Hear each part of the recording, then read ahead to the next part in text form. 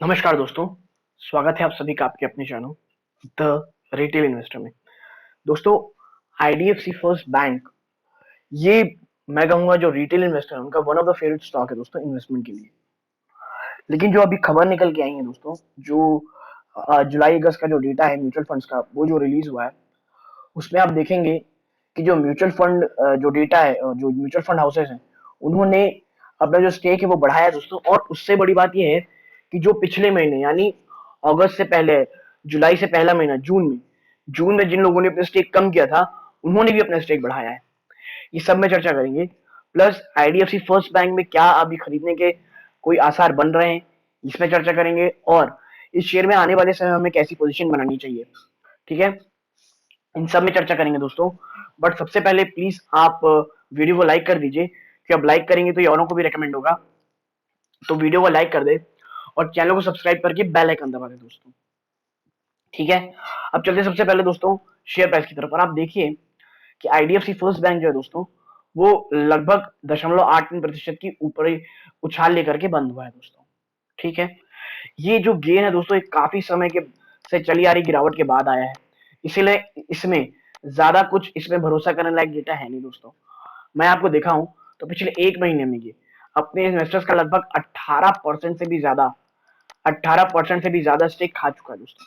और इस पे दोस्तों देखिए, आईडीएफसी फर्स्ट बैंक मतलब परफॉर्मेंस की तो है ही गलती, बट ना दोस्तों ज्यादातर ये हम जैसे रिटेल इन्वेस्टर की गलती होती है कि जब कोई भी शेयर बुल रन में होता है, बुल रन में शेयर हो या स्पेसिफिक शेयर हो या मार्केट हो, जब वो बुल रन में होता है दोस्तों, तब हमें मन होता है इसमें एंट्री करने का।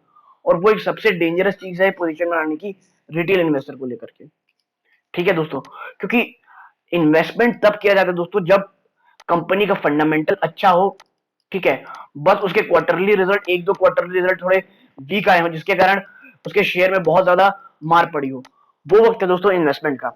जैसे कि मैंने आज वीडियो बनाया एलेम्बिक फार्मा में, आप जाके देखिएगा, आपको समझ में आएगा क्यों एलेम्बिक फार्मा अभी समय में सबसे अच्छा एक अच्छा स्टॉक है इन्वेस्टमेंट का, ठीक है दोस्तों। अब आईडीएफसी फर्स्ट में इन स्तरों पर क्या एंट्री लेवल का बनता है चांस? दोस्तों मेरे ख्याल से बिल्कुल बनता है, लेकिन बट लॉन्ग टर्म इन्वेस्टर के लिए दोस्तों, ठीक है। क्योंकि मैं बता दूं लॉन्ग टर्म इन्वेस्टर के लिए मैं ऐसा क्यों बोल रहा हूं, क्योंकि 40 रुपए जो है ना दोस्तों, 40 रुपए एक बहुत बड़ा स्ट्रॉन्ग सपोर्ट का काम कर रहा है दोस्तों यहाँ पे। और अभी कोई भी टेक्निकल उतने काम नहीं कर रहा है दोस्तों, क्योंकि आप देख रहे होंगे मार्केट ऐसे मूड में चल रहा है कि जिस शेयर को वो बुल में ले जाना चाहता है, यानी ऊपरी स्तरों में दिखाना चाहता है, उसको इतना ऊपर ले जाता है कि वो फंडामेंटल से अपने बहुत ऊपर निकल जाते हैं। और जिनको पनिश करने में आता है तो इतने ऑपरेटर इतना बुरी कदर उसे पीटते हैं दोस्तों कि वो ओवरसोल्ड टेरिटरी से भी ज्यादा नीचे चला जाता है।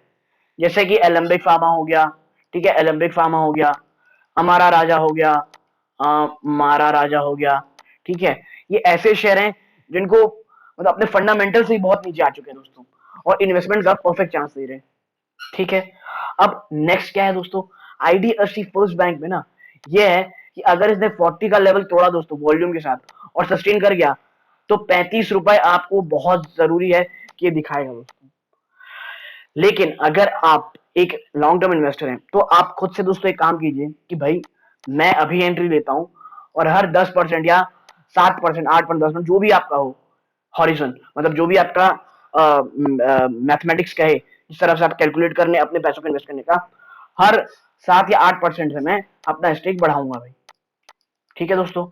क्योंकि ये ज्यादा से ज्यादा दोस्तों गिरेगा तो मुझे जहां तक लगता है 30 रुपए, यानी यहां से आप मान के चलिए 30 से 32% का आपको डाउन साइड दिख रहा है। और दोस्तों होगा, मैं बता दूं, और जिस तरह से थर्ड वेव आ रही है ना कोविड की थर्ड वेव आपको दिखाई, मतलब आंकड़े आ रहे हैं, अगर थर्ड वेव आ गई दोस्तों, मार्केट के लिए सिर्फ और सिर्फ एक चीज है दोस्तों, और वो है तबाही। मैं आपको साफ बता दे रहा हूं, कुछ भी काम नहीं आएगा दोस्तों, कुछ भी। और जो फाइनेंशियल सेक्टर है उसमें जिस प्रकार की मार पड़ेगी वो तो आप बोल ही नहीं, सोच ही नहीं सकते हो। इसीलिए मैं आपसे कह रहा हूं, अभी थोड़ा सा हमें शांत रहना है, दिमाग लगाना है, और ऐसे स्टॉक में इन्वेस्ट करना है दोस्तों जो लॉन्ग टर्म में हो। और थर्ड वेव का जिसमें खतरा हो तो हमें याद रहे कि भाई अगर वो गिरावट होगी तो मैं उसे एवरेज करूंगा। और एवरेज दोस्तों 2-4% में नहीं होती है, कम से कम 10%, मेरे हिसाब से 10% की गिरावट में आप अपने स्टेक को बढ़ाइए। और दोस्तों अगर एक स्पेसिफिक पोर्टफोलियो का हिस्सा रखिए 5 से 7% का, अगर वो पहुंच जाए उसके बाद दोस्तों और इन्वेस्टमेंट मत कीजिए, या 10% ही कर लीजिए, बहुत ज्यादा हुआ तो। उसके बाद अपना स्टेक बिल्कुल मत बढ़ाएं दोस्तों।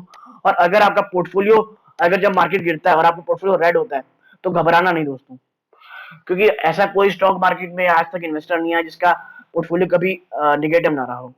इसीलिए मैं आपसे कह रहा हूं कि अगर भैया, अगर इफ अगर अगर आप देखिए, अगर 15% का भी डाउन साइड जाता है दोस्तों आपके पोर्टफोलियो से, और आने वाले समय में वो 35% तक का अप मूव आपके स्टॉक में दिखा सकता है, तो आप चुपचाप पकड़ के स्टेडी पकड़े रहिए दोस्तों, क्योंकि बैंक अच्छी, और दोस्तों बैंक बहुत अच्छी। और जो वी वैद्यनाथन साहब हैं, इसके सीईओ, उन्होंने बहुत अच्छी बात कही इस बार अपनी एनुअल रिपोर्ट में।